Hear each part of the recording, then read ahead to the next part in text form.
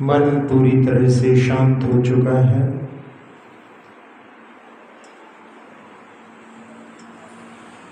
अपन अपने ज्ञान के माध्यम से पांचों इंद्रियों का सहारा लेकर के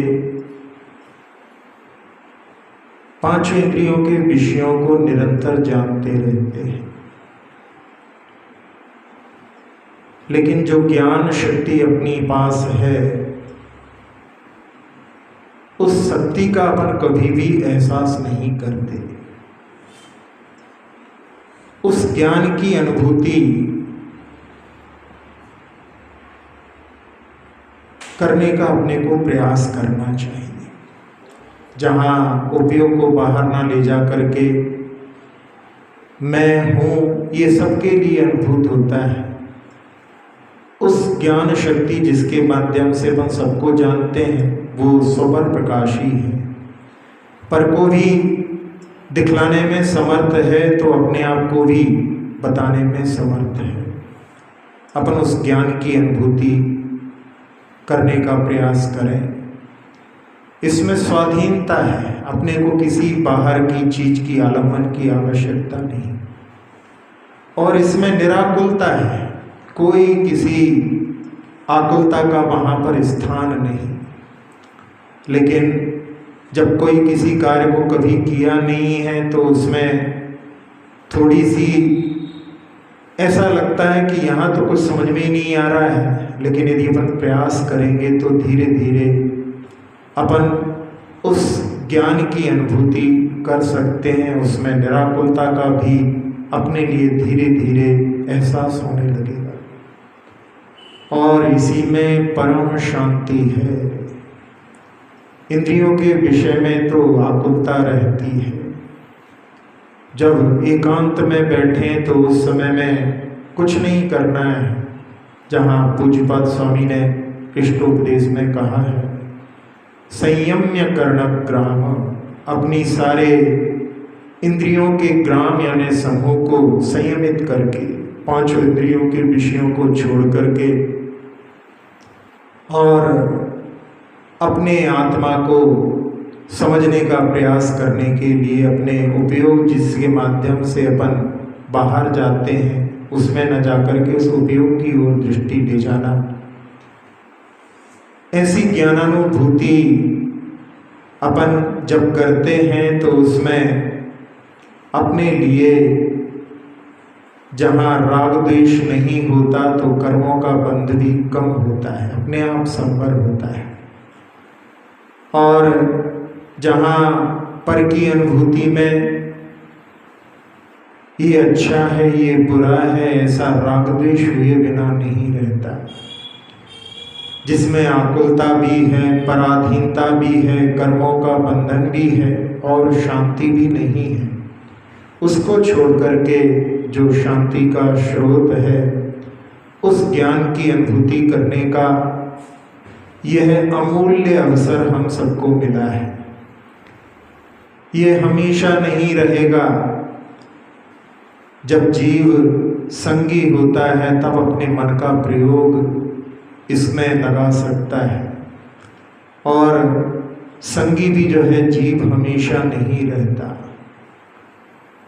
हो सकता है पूरा जो संगी का काल होता है उसमें सबसे आखिरी भव ये हो और बाद में फिर मन मिले, इसका कोई भरोसा नहीं। इसलिए अपने लिए पुरुषार्थ करके अपने अंदर क्या शक्ति है उसकी ओर भी दृष्टि ले जानी चाहिए। जब उथल पुथल होती है मन में, तब उस समय में अपन इसका प्रयास नहीं कर सकते। जहाँ कोई किसी का निधन आदि हो जाता है, उस समय में भी व्यक्ति इसका प्रयास नहीं कर सकता। कोई ऐसी जो है अनिष्ट समागम हो गया है, कोई भूकंप आ गया है, कहीं आग लग गई है, उस समय में भी व्यक्ति इसका प्रयोग नहीं कर सकता। शरीर में भी बहुत तीव्र व्याधि है, तब भी अपन इसका प्रयोग नहीं कर सकते।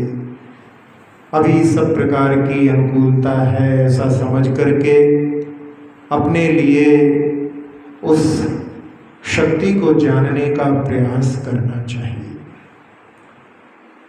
जहाँ एक बार अपन ने उस शक्ति को जानने का प्रयास किया, उसमें आकार उसका बिल्कुल भगवान की प्रतिमा जैसी भगवान की प्रतिमा है, उसको ही आकार बना करके अपने हाथों पर हाथ रख करके अपने शरीर में भी वो आत्मा बिल्कुल इसी आकार की है। उसको जानने का प्रयास करें, उसको अनुभव करने का प्रयास करें। शुद्ध आत्मा की अनुभूति तो शुद्धोपयोगी मुनिराज करते हैं, लेकिन अपन उसकी ओर दृष्टि इसके माध्यम से ले जाने का प्रयास करते हैं। जहाँ एक सेठ जी थे, जिनका एक इकलौता पुत्र था। बड़े ही लाड़ प्यार से उन्होंने उसे पाला, लेकिन ज़्यादा लाड़ प्यार में वो बिगड़ गया, कुसंगति में पड़ गया और व्यसनों में पैसों की बर्बादी करने लगा। सब ओर से उल्हाने आने लगे। सेठ जी को बड़ी चिंता हुई पुत्र की और वो चिंता में बीमार पड़ गए। सेठ जी के मित्र को खबर लगी और वो उन्हें देखने के लिए आए। आपस में जब बात हुई तो उन्हें पता चला कि मेरे मित्र की बीमारी का कारण है बेटे की चिंता। उन्होंने सलाह दी कि अच्छी सुंदर सुशील कन्या देख करके जल्दी से उसके हाथ पीले कर दो, सब ठीक हो जाएगा। सेठ जी ने अपने बेटे की शादी कर दी। जहाँ एक कन्या के ऊपर मोहित था, जब उस प्रेमिका को पता पड़ा तो उसने पहले तो विरोध किया, लेकिन उसकी चली नहीं, वो उसके पास गया नहीं। पिता ने उसका विवाह कर दिया। तो उसने जब उससे मिला तो उसके कान में मंत्र फूका और उसको ऐसी पट्टी पढ़ाई कि यदि तुमने अपनी पत्नी को थोड़ा भी देखा तो तुम्हारी आंखें फूट जाएंगी। वह मोही ना समझ था, घर आता था लेकिन अपनी पत्नी को देखता नहीं था, आंखों पे पट्टी चढ़ा लेता था और कहता था कि मेरी आंखों में पीड़ा हो रही है। उसकी पत्नी ने, जो बड़ी ही कुशल थी, उसने पता लगा लिया और वो बड़ी समझदारी से उससे कहती है कि मैंने एक सपना देखा है और उसमें यदि तुम मुझे अपनी एक आंख से भी देखोगे तो तुम बहुत मालामाल हो जाओगे, और एक आंख में से देखने में कोई बुराई भी नहीं है। फूटेगी तो एक ही आँख फूटेगी। जैसे ही वो सुनता है और उसको ऐसा लगता है इसने हमारी बातें सुन ली है, और वो वहाँ पर विचार करता है कि वैसे इसकी बात में दम तो है, एक आँख से भी मेरा काम चल जाएगा। और वो डरते डरते एक आँख से उसको जब खोल करके देखता है तो आश्चर्यचकित रह जाता है। वो देवांगना के समान सुंदर थी। वो उस पर एक ही नज़र में ऐसा जो है मोहित हो गया, न्यौछावर हो गया। अब वो जो है उस जिसने कि उसको भड़काया था उसके पास कभी क्यों जाएगा। बस ऐसे ही जहाँ मोह की पट्टी अपने आँखों पर बंधी है और उसके कारण में वो अपने से कहता है कि अंदर झांकोगे तो तुम्हारा सब कुछ बर्बाद हो जाएगा। अपन कभी भी अपनी अंदर जो संपत्ति है उसको देखने के लिए प्रयास नहीं करते, और जो अपनी शक्ति को एक बार देख लेता है फिर उसके लिए जो शांति की अनुभूति होती है वो आगे चल कर के अपनी आत्मा को परमात्मा बनाने में भी समर्थ हो जाता है। ऐसी आत्मा की अनुभूति करने के लिए बहुत प्रयत्न करने पड़ते हैं, जहाँ अपने अंदर भी वैसी ही सामर्थ्य है जैसी भगवान ने प्रकट कर ली है। अपने अंदर भी वैसा ही ज्ञान रूपी अमृत का सरोवर भरा हुआ है जो उन्होंने प्रकट करके उसके आनंद में वो हमेशा सराबोर रहते हैं। ज्ञानामृत प्रवाह स्वरूपो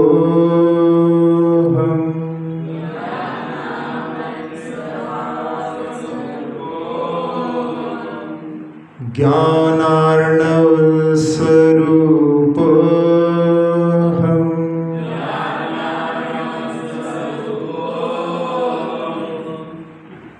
ज्ञान का सागर अपने अंदर, अपनी आत्मा के अंदर वो सामर्थ्य केवल ज्ञान स्वरूपी आत्मा सबके अंदर विद्यमान है।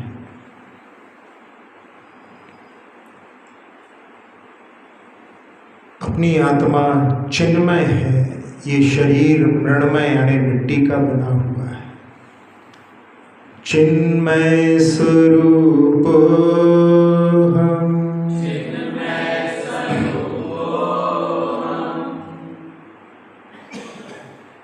जब पांच इंद्रियों के विषय से ऊपर उठ करके अपने ज्ञान स्वभाव को देखते हैं तो सहज ही आनंद की प्राप्ति होती है।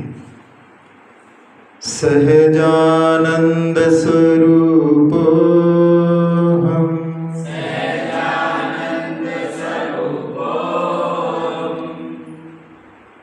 इसमें आनंद का स्रोत कभी भी नहीं रुकता।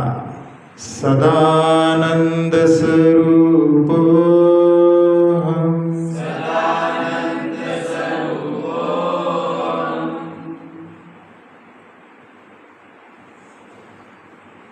चेतन रूपी आनंद, ये हमेशा इसमें भरा हुआ है। चिदानंद स्वरूप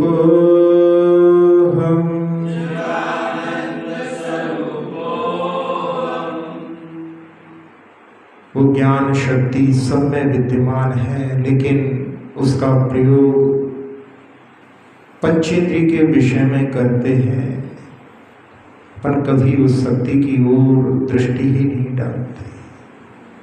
ज्ञानानंद स्वरूपो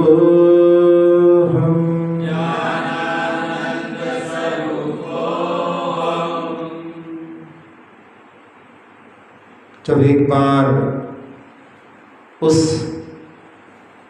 आत्मा की शक्ति ज्ञान की ओर दृष्टि जाती है तो योगियों के लिए फिर बाहर के सारे विषय नीरस लगते हैं। पीत्वा पयः शशिकरः द्युतिदुग्ध सिंधो क्षारं जलं जलनिधे रसितुंक इच्छेत। एक बार उस आनंद का जो अनुभव कर लेते हैं फिर उनका बाहर उपयोग जब जाता है तो उनको पीड़ा होती है। ऐसी ज्ञान की अनुभूति जिन्होंने उसके माध्यम से शुद्धोपयोग को प्राप्त किया है उन सबकी ऊर्जा का आह्वान करने के लिए पुनः एक बार उनका नाद करते हैं।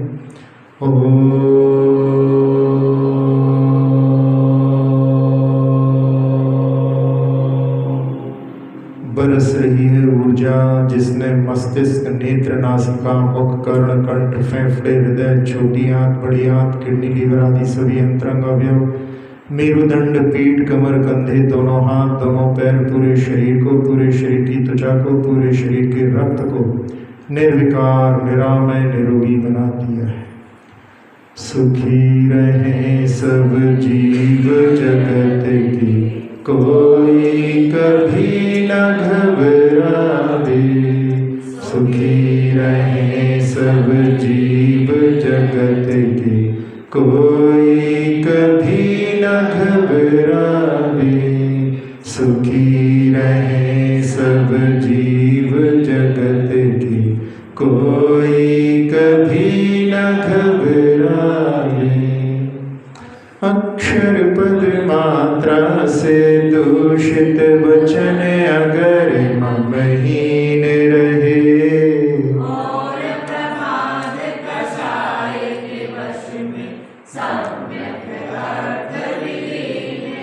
जिन वाणी माता मेरी उन सब त्रुटियों को क्षमा करें।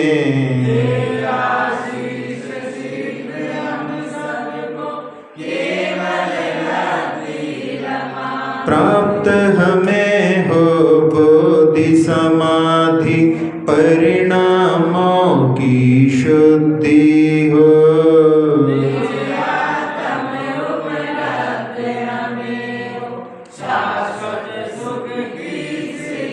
चिंतित वस्तु दात्री माता चिंतामणि उपमा भाति।